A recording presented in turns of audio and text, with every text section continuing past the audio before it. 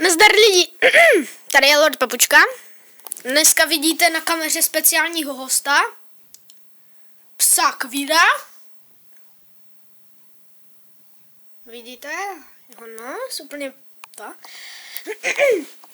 Tak a díval jsem se na počet zhlídnutí u videí a nejvíc zhlédnutí mělo mé upravené video. Takže já ještě dneska natočím nějaký, jakože mé upravené video.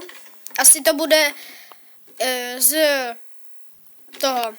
RIP mobil, protože to mělo taky celkem hodně toho zhlédnutí.